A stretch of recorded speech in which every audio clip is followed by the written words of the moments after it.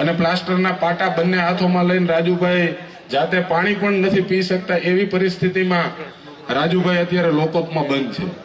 એની સાથે સાથે બીજા જે ખેડૂત મિત્રો આમ આદમી પાર્ટીના કાર્યકર્તાઓની ધરપકડ કરી એમને પણ પોલીસે બેરહેમીપૂર્વક માર માર્યો છે। ગુજરાતની પોલીસ કદાચ આ વાત ભૂલી ગઈ હશે કે જે સૂરજ ઉગે છે એ આથમે છે। કદાચ અત્યારે ભારતીય જનતા પાર્ટીનો તપતો સૂરજ છે, પણ હવે દિવસો દૂર નથી કે ગુજરાતમાં સત્તા પરિવર્તન થવાનું છે, નક્કી છે। જ્યારે પણ ગુજરાતમાં સત્તા પરિવર્તન થયું ત્યારે આમ આદમી પાર્ટીના કે ખેડૂતોને હેરાન કરેલા એક એક પોલીસ કર્મચારીઓ સામે હિસાબ કરવામાં આવશે અને એકને પણ છોડવામાં નહીં આવે હું આ મંચના માધ્યમથી તમને સૌને ખાતરી આપું।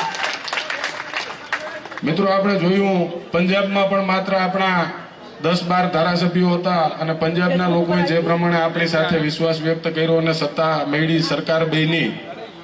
ઘણીવાર ભાજપના આકાઓ એવું કહે છે, અમુક ભાજપના પેઇડ મીડિયાવાળાઓ એવું કહે છે કે તમે પંજાબમાં શું કર્યું, એને ખબર ના હોય તો હું કહેવા માંગુ કે ગુજરાતમાં ખેડૂતોને 22,000 રૂપિયા જે સહાય આપવામાં આવે ને એ પંજાબમાં 50,000 રૂપિયા પર હેક્ટર આમ આદમી પાર્ટીને સહાય આપવાનું કામ પંજાબની સરકારે કર્યું। પંજાબમાં હજારો લોકોને સરકારી નોકરી આપવાનું કામ ભગવંત માન સાહેબની સરકારે આદરણીય અરવિંદજીના નેતૃત્વમાં ત્યાં કર્યું છે। આવા અનેક ત્યાં મંડીની જે વ્યવસ્થા ઊભી કરવામાં આવી છે। પંજાબના ખેડૂતો છે એ ફોર્ચ્યુનર કારમાં ફરે છે, જ્યારે આપણી પાસે મોટરસાયકલમાં ટાયર બદલાવવાના પણ પૈસા ગુજરાતના ખેડૂતો પાસે નથી। તો પંજાબની સરકારે ખૂબ ખેડૂતો માટે કામ કર્યું છે। આજે આ તકે આપ સૌને હું ખાતરી આપું છું કે બોટાદની આગ છે એ આગ અમે ઓલાવવા નહીં દઈ। આ જે ખેડૂતોની માંગો છે એ માંગોને લઈ અને વિધાનસભાથી લઈ અને રસ્તાઓ સુધી જ્યાં ક્યાંય પણ જરૂર હશે ત્યાં સતત આ આંદોલનને જીવતું રાખી અને ખેડૂતોને ન્યાય નહીં મળે ત્યાં સુધી હું આપ સૌને લડવાની ખાતરી આપું છું। વિરમું છું। જય હિન્દ, જય ભારત।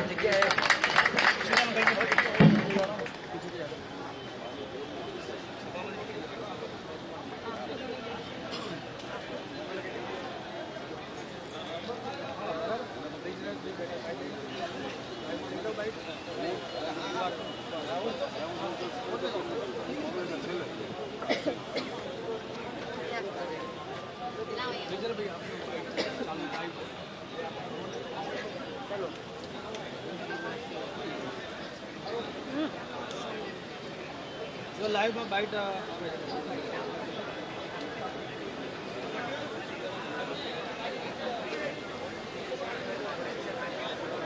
सारू बकू आलो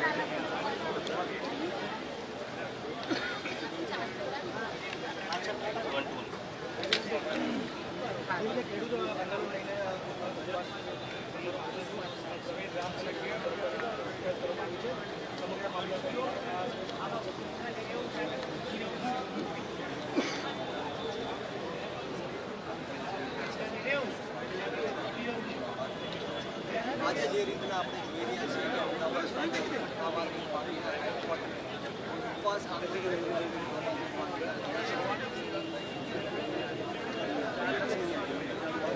સમગ્ર આમ આદમી પાર્ટીના નેતાઓ માટે આજે જ્યારે રાજુભાઈ કરપડાને ઉપવાસ આંદોલન ઉપર શાંતિપૂર્ણ રીતના હોવાના હોય ત્યારે રસ્તામાં આરતી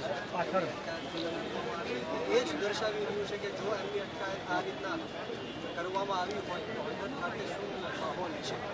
હળવદના જે નિર્દોષ ખેડૂતો ઉપર અન્યાય અને અત્યાચાર ઉપર લાઠીચાર્જ કરવામાં આવ્યું અને ભારતીય જનતા પાર્ટીના નેતાઓ એવું કહે છે કે તેના સ્થાનિકો ત્યાં હાજર નહોતા તો શા માટે તમારા ઇશારે પોલીસ દ્વારા લોકોના ઘરની અંદર જઈને લાઠીચાર્જ કરવામાં આવ્યું, બાળકોને પણ વાગ્યું છે, નુકસાન પણ કરવામાં આવ્યું છે। ગુજરાતના 54 લાખ ખેડૂતો હોય કે ગઈકાલે અમે પીડિત પરિવારોને અને જે ઉપર આરોપો નાખવામાં આવ્યા છે 85 લોકોના પરિવારની પણ મુલાકાત મક્કમ છે અને એવું કહે છે કે આ વાત માટે જ્યારે આ મુદ્દો ઉઠાવ્યો ત્યારે જઈને ભાજપના લોકો કરતા વિશે બોલવા લાગ્યા છે। અત્યાર સુધી ક્યાં હતા એ લોકોને એવું જ કહેવાનું છે કે હંમેશા અમારી પાર્ટીની સાચી રહેશે અને ગુજરાતના ન્યાય માટે ખેડૂતોને ન્યાય અપાવવા માટે આ આંદોલન આગળ ખેડૂતો મોટા ખેડૂતો હવે જાગ્યા છે સરદાર પ્રધાન ભારતીય જનતા પાર્ટીની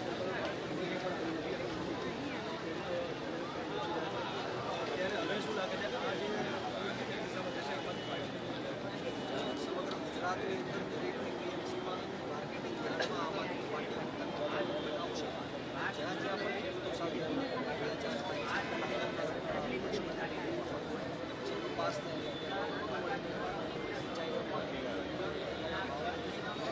જમીનમાં આપણે દસ્તાવેજો સત્યના માધ્યમથી જે ખેડૂતો સાથે હમણાં ખેડૂતોને વિશ્વાસ રાખવાનો આમ આદમી પાર્ટી જ્યારે આમ આદમી પાર્ટી ગુજરાતના ખેડૂતો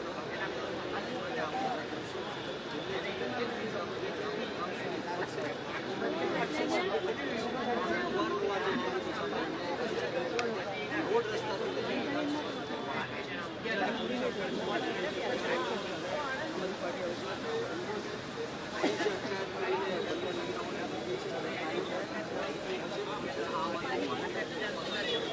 ભાઈ આવનારા દિવસોમાં ત્યારે છેલ્લા શ્વાસ સુધી આપી છે.